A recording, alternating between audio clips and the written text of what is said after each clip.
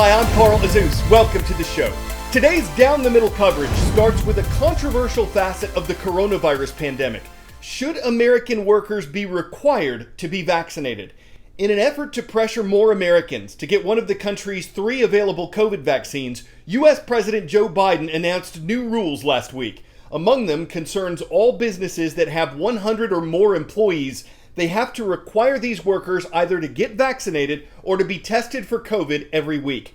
This could apply to 100 million workers, or 2/3 of the American workforce, according to the president. At hospitals or other medical care facilities that get government health care funding, roughly 17 million workers will have to be inoculated. Federal government employees will have to get the vaccine without the option of regular testing. But the new mandate does not apply to members of Congress, so representatives, senators, and the people who work for them will not have to get a vaccine. President Biden blamed politics and unvaccinated Americans for spreading COVID-19 and threatening to hinder the recovery of the American economy. But critics point to CDC data that shows more than 11,000 Americans have been hospitalized and more than 2,600 have died, even though they were already vaccinated. Many Americans still have concerns about the health effects of the vaccines, and because they were developed last year, any long-term effects they may have are unknown. One of America's top infectious disease specialists says many more vaccine mandates may be necessary to get the coronavirus pandemic under control. But there are a lot of questions about whether people can get exemptions to the mandate for medical reasons or religious beliefs, or if they've recovered from the virus and have natural immunity. The responses from employers have been mixed. Some large companies like Amazon and Walmart support the mandates and hope they'll lower their healthcare costs and reduce the number of sick days their employees need to take. But others are concerned about losing workers who refuse to get the vaccines at a time when many businesses are struggling with a shortage of workers to begin with. A number of lawsuits have been filed against companies that required vaccines before the government mandate was announced, and at least 19 Republican governors have spoken out against the Democratic president, saying a government mandate will only increase the determination of some people not to get vaccinated and that workers shouldn't lose their jobs over a personal medical decision.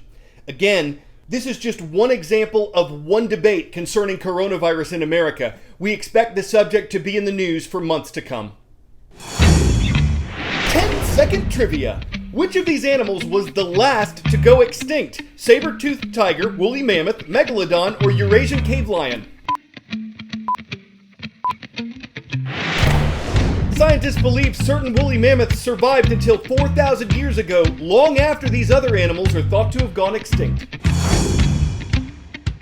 Can scientists use genetic engineering to bring back the woolly mammoth, and should they? This sounds like something out of Jurassic Park, but scientists can't directly clone a woolly mammoth. The DNA they've gotten from these animals' remains has deteriorated too much.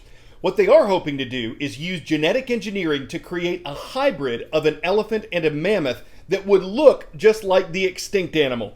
A biosciences and genetics company has raised $15 million to do this, and it says it hopes to have calves walking around in 4 to 6 years.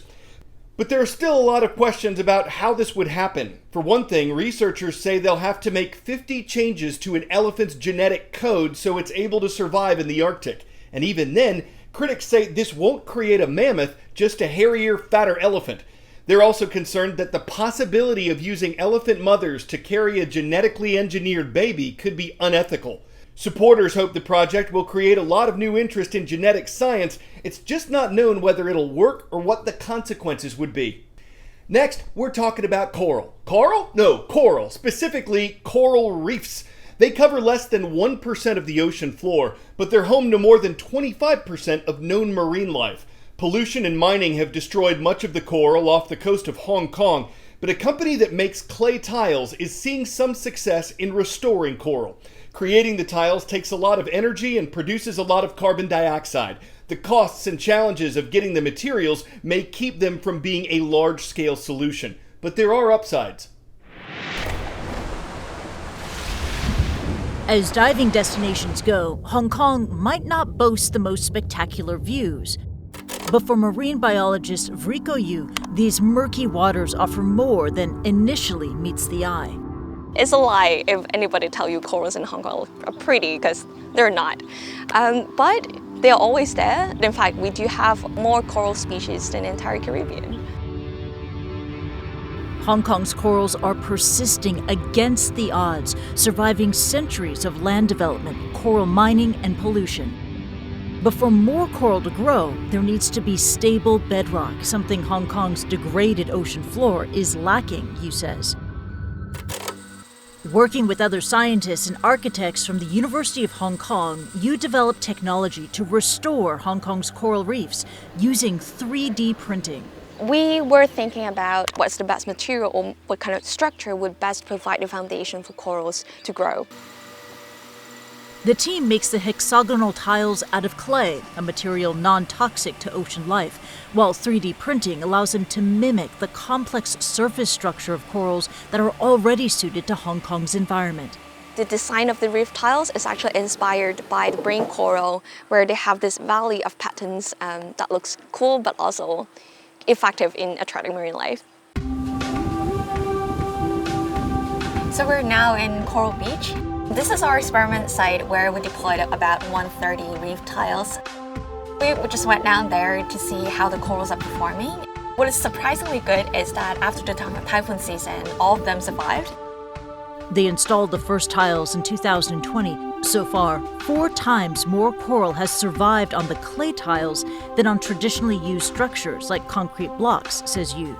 But coral doesn't grow overnight. Yu predicts it will take at least 3 to 5 years for the reef to mature. In the meantime, Yu and partnering Professor David Baker have founded startup ArchiReef to expand the project beyond the university.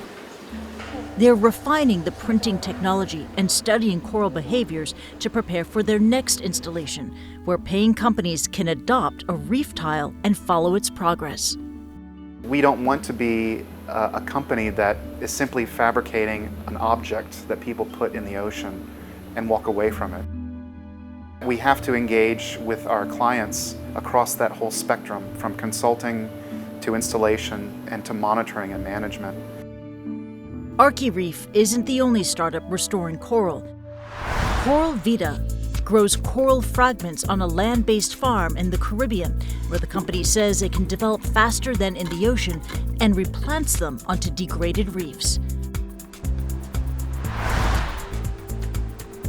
But Baker believes that ArchiReef can help regrow coral in areas where it has entirely disappeared, a situation which is becoming increasingly common.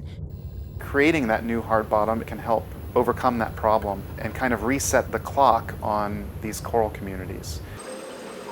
While the startup will need to overcome challenges before it can implement its technology at scale, including lowering the environmental footprint and cost of producing the tiles, Yu says the demand is there as people in Hong Kong become increasingly conscious of their impact on the marine environment. We live by the sea, and everything that we do is closely tied to the ocean. All the pollutants that we have in our daily life will potentially end up in the ocean at some point. Restoration is not only what the government should be doing, or academics or scientists. It's really about everybody.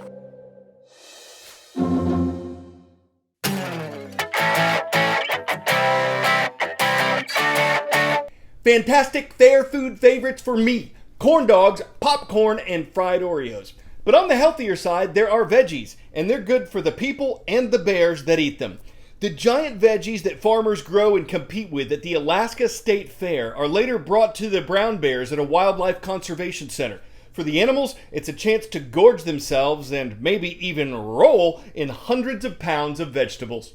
Some can't bear to eat their veggies, others grin and bear it, or just barely choke them down. But if you've been bear-rated for forbearing to bear your greens, take some inspiration from the animals, because they hibernate, all of them. DC International School, thank you for watching from Washington, D.C. Our web producer picks the schools we mentioned from youtube.com/CNN10, nowhere else. I'm Coral Azus.